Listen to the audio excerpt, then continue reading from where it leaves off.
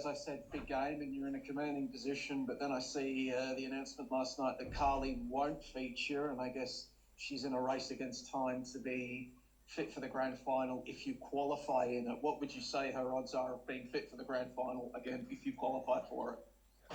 Look, hard to say. I think we have to just wait till next week to see how it progresses. Might be difficult, but there is a chance that she could be okay. So won't know much till next week to see how it presents, and we'll see obviously how the weekend goes. We first need to finish off the job this weekend, and then we'll worry about next week after that. In terms of any other unavailabilities or fitness concerns heading into this game, what's the status of everyone else? No, everyone's good. Everyone's good. And, coming into this game, Dario, you've got a 3-0 aggregate lead coming into it at home. I guess, how do you go about approaching this one? Look, the same. We've analysed them well. We anticipate again a tough game. They're going to be desperate because obviously they're trying to chase down 3 goals. But again, we're looking forward to it. We'll play our normal football. That's what we've done all season, and nothing much will change from our end. We'll prepare the same. We'll treat the game as the same. We don't talk about a 3-0 lead, so we just play as if it's 0-0 game starting again, and which it is. This will be a game on its own merits. So it's another game, and we're looking forward to coming home and hopefully qualifying for a grand final. When you go back and you watch the film of the first leg, what went so right for you to take a 3-0 win away from home in a very hostile environment? Look, we were clinical as well. So we got our chances. We put them away. There was a few other times where we were probably just sort of one pass, or just that final pass was maybe lacking inside the box as well, maybe taking the wrong decision. But we created enough that we gave ourselves the opportunity to put away 3 goals. So it was very, very pleasing. Was a great game. Atmosphere was awesome. So credit to the Newcastle fans. They came out, supported their team, and it was excellent to see. Had the makings of a great semi-final, and it was really, really enjoyable.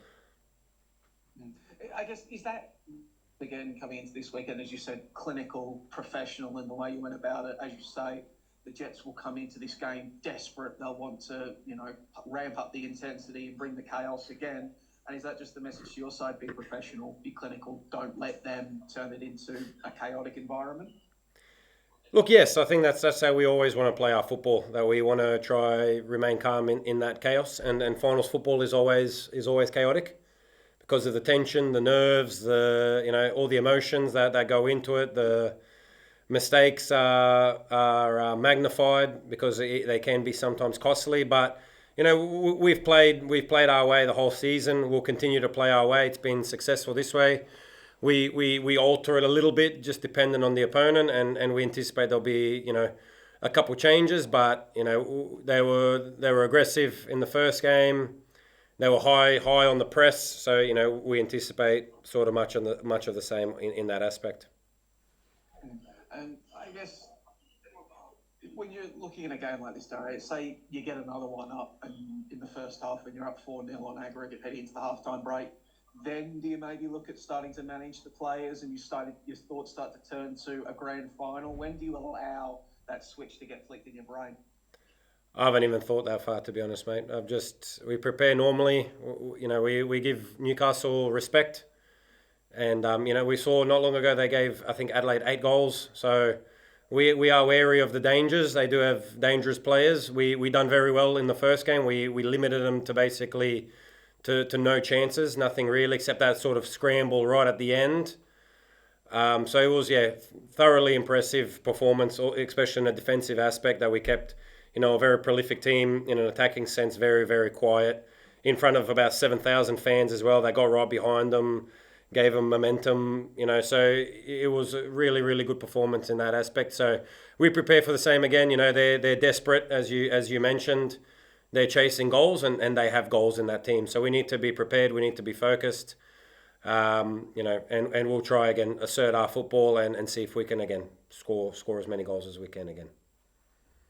Because in the game on the weekend, like obviously the Jets had the first shot through Copus Brown, but then you sort of really clamped down on them, and they weren't able to get another shot until I think it was around the half an hour mark or something like that. Was that like a focus for you coming in to put the clams on early, shut them down early, and let everyone know this is the game that's going to be played on your terms?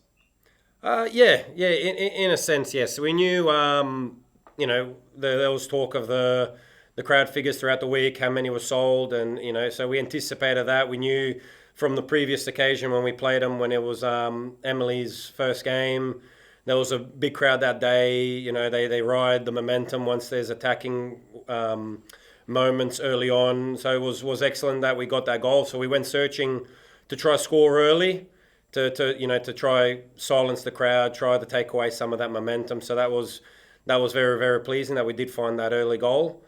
And after that, it was just about, we probably didn't play our best. I think with the ball, and that's credit to Newcastle.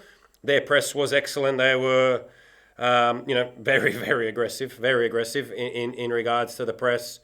We anticipate the same. We will probably didn't find the right moments to how we want to do our things, but we'll look for, again, same story every week when I talk to you. We just, again, try to be better, try to get better every single week. And then on Sunday, again, we just try to play, again, a better game than what we did the last time we were out.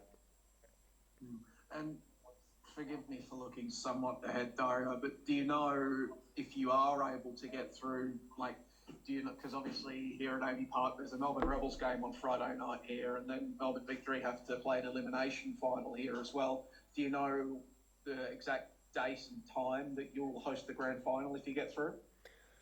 I think it's been mentioned it'll be the Saturday. So it'll be Saturday afternoon, I believe. So yeah, that's, like I said, I've just sort of heard it, but I haven't looked that far. So we just prepare day by day. Newcastle they're the ones that stand in front of us. So once we, if we can take care of business, so to speak, on Sunday and we get ourselves in the grand final, then we'll prepare for whatever day that is. As we've sort of said, we've taken on that mantra of all that, anyone, any place, any time. So we're not too focused on what day, where it is. We know if it's us in the grand final, we host it. But after that, whenever they want us to play, we'll be ready for that challenge as well. And I guess I won't ask you to say who you prefer, but I guess with Sydney taking a 1-0 lead into their second leg against the Mariners, you'd be hoping at the very least for a Mariners equaliser, and they have to go the full 120 and punishing extra time. Look, again, whatever will happen on Saturday will happen. They're the things we can't control. So they're the uncontrollables. We'll sit back, we'll watch. We'll sort of, we'll be interested, obviously, in the game.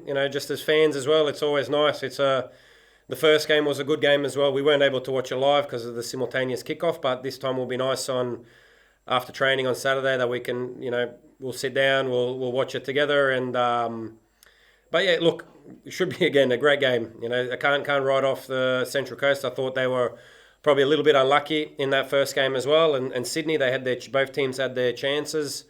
Sydney were able to put one away, but I think that game's still very much alive, as is ours. So it's all set up for some blockbuster semi-finals, second legs, and then the two best teams they'll meet in the grand final.